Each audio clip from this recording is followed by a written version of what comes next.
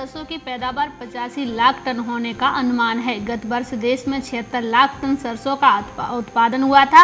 वर्तमान में देश भर की उत्पादक मंडियों में सरसों की दैनिक आवक करीब 8 लाख बोरी प्रतिदिन हो रही है। अभी किसान सरसों की कटाई में लगा हुआ है। फिलहाल मौसम बहुत अनुकूल है। यदि ऐसा ही मौसम रहा तो आवक बढ़कर 11 लाख बोरी के पार हो सकती है। 6 नए गन्ने की किस्मों के इस्तेमाल के बाद तंजानिया में चीनी उत्पादन 4 साल में लगभग 33% बढ़ने की उम्मीद है। वर्तमान में देश में सालाना लगभग 4,70,000 टन चीनी का उत्पादन होता है, लेकिन तंजानिया सरकार आशावादी है कि 2024-25 के कृषि सीजन तक उत्पादन बढ़कर 7 लाख टन हो जाएगा। पहली बार तंजानिया ने अपने गन्ने की किस्मों को मंजूरी दी है। सब्जियों, खाद्य तेल और दालों के दामों में बढ़ोतरी के बाद अब फलों के भाव में भी अचानक उछाल आ गया है। महाशिवरात्रि पर्व से पहले सभी फलों की किस्मों के रेट बढ़ चुके हैं और अगले कुछ दिनों में और दाम तेज होने की संभावना जताई जा रही है। वर्तमान में सेब के दाम प्रति किलोग्राम 160 रुपये पहुँच गए थे। पिछले एक पखवाड़े में 20 रुपये की बढ़ोतरी दर्ज हुई है। बाकी सभी फलों की कीमतों में तेजी हो गई है। कुछ दुकानदारों का कहना है कि शिवरात्रि पर्व आने तक सभी फलों की कीमतों में और भी तेजी आएगी।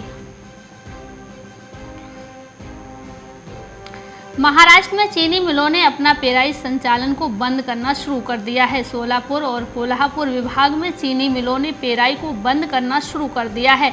चीनी आयुक्तालय द्वारा जारी रिपोर्ट के अनुसार 5 मार्च 2020 तक सोलापुर विभाग में 25 चीनी मिलें बंद हो चुकी हैं, जबकि कोल्हापुर विभाग में 2 चीनी मिल बंद हो चुकी हैं। महाराष्ट्र में कुल 32 चीनी मिलें बंद हो चुकी हैं। चीनी रिकवरी के मामले में राज्य में कोल्हापुर सबसे आगे है।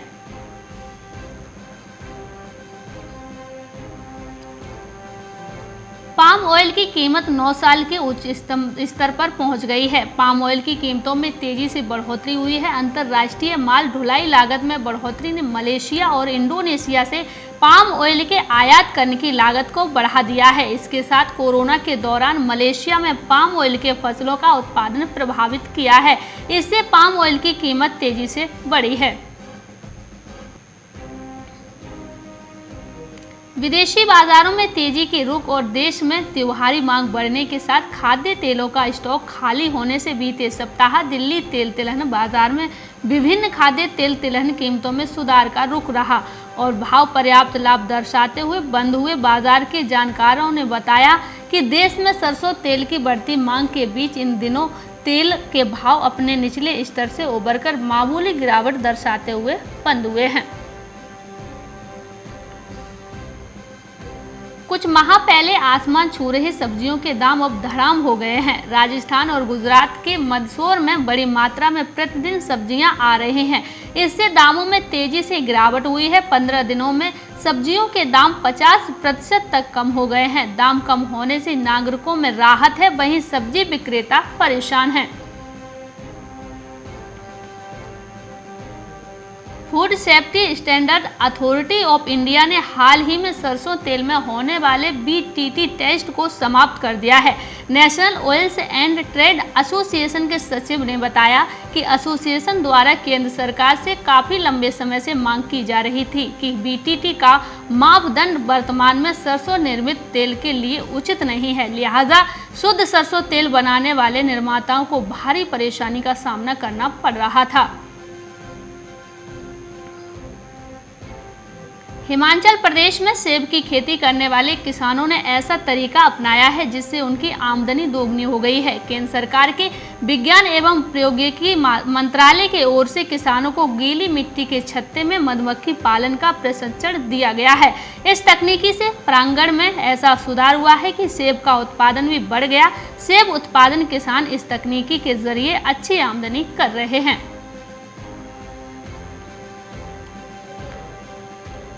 झारखंड में कृषि बहुल राजमहल प्रखंड के प्रांगपुर में कोयला बाजार के किसानों के चेहरे खिले हैं। पहली बार उनके खेत में गेहूं की बम्पर फसल लहरा रही है। दरअसल साहिबगंज जिले में इस साल रबी फसल की बम्पर पैदावार की उम्मीद किसानों में जगी है। जिले में इस साल रबी सीजन में 50,000 हेक्टेयर में खेती के लक्ष्य के विरुद्ध 47,000 हेक्टेयर में खेती की गई है।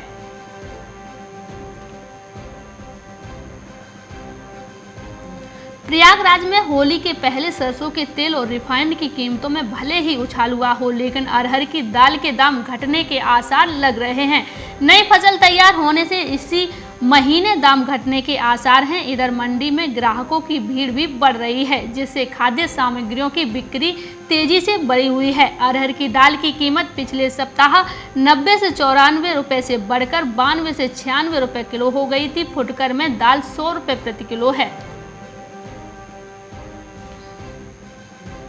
पिछले एक महीने में देश में कपास की कीमतों में 50% की बढ़ोतरी हुई है। अंतर्राष्ट्रीय कीमतों में तेजी के रुझान के चलते कपास के दाम चढ़े हैं। हालांकि कपास का निर्यात मजबूत है, क्योंकि भारतीय कपास विदेशी किस्मों की तुलना में सस्ती है। ट्रेडर्स, मिलर्स और ब्रोकर इस बात से उत्साहित हैं कि कपास की कीमतों में तेजी 2021-22 में अमेरिका, ब्राजील और भारत जैसे प्रमुख कपास उत्पादक देशों में कम बुवाई के अनुमानों के कारण बनी रहेगी। आज 24 घंटों के दौरान पश्चिमी हिमालयी राज्यों में कई स्थानों पर बारिश और बर्फबारी की संभावना है। 24 से 48 घंटों के दौरान हिमाचल प्रदेश और उत्तराखंड में भारी बर्फबारी का अनुमान है। पंजाब, उत्तरी हरियाणा और उत्तर पश्चिम उत्तर प्रदेश में भी कई स्थानों पर हल्की से मध्यम बारिश हो सकती है। राष्ट्रीय राजधानी दिल्ली और एनसीआर में भी हल्की वर्षा या बूंदाबांदी का अनुमान है। अगले 2 दिनों तक पूर्वोत्तर हवा भारत में हल्की से मध्यम बारिश की गतिविधियां संभव हैं। मार्केट टाइम्स टीवी पर चल रहा है बूझो तो जाने क्विज कॉन्टेस्ट। अब आपके पास मौका है हर रोज इनाम जीतने का। जी हाँ, मिक्सी, ग्राइंडर, मोबाइल फोन और ना जाने क्या क्या। अगर आप मार्केट टाइम्स टीवी के सब्सक्राइबर हैं तो हर रोज आप जीत सकते हैं मार्केट टाइम्स टीवी पर आकर्षक इनाम। और अगर आपने मार्केट टाइम्स टीवी को सब्सक्राइब नहीं किया है तो तुरंत सब्सक्राइब करें। मार्केट टाइम्स टीवी पर चल रहा बूझो तो जाने क्विज कॉन्टेस्ट, जिसमें हम हर प्रोग्राम के अंत में पूछते हैं आपसे अर्थव्यवस्था, कमोडिटी बाजार, मंडियों का हाल, शेयर बाजार पर सवाल। सही जवाब देने वालों में से विजेता को लकी ड्रॉ के द्वारा चुना जाता है और उस विजेता को मिलता है मार्केट टाइम्स टीवी की तरफ से पुरस्कार। बस आपको सवाल का जवाब देने से पहले मार्केट टाइम्स टीवी को भी सब्सक्राइब करना है। आज का सवाल है, 2020 किसान आंदोलन की शुरुआत कौन सी तिथि में हुई? आपके ऑप्शंस हैं ऑप्शन ए 9 अगस्त, ऑप्शन बी 10 अगस्त, ऑप्शन सी 11 अगस्त, ऑप्शन डी 12 अगस्त। जवाब के लिए टाइप करें option A, option B, option C या फिर ऑप्शन डी। आपको मार्केट टाइम्स टीवी चैनल को सब्सक्राइब करना है और जवाब व्हाट्सएप करना है। आप जवाब व्हाट्सएप कर दें 9953882229 पर। आप में से लकी विजेता जीत सकता है टोस्टर।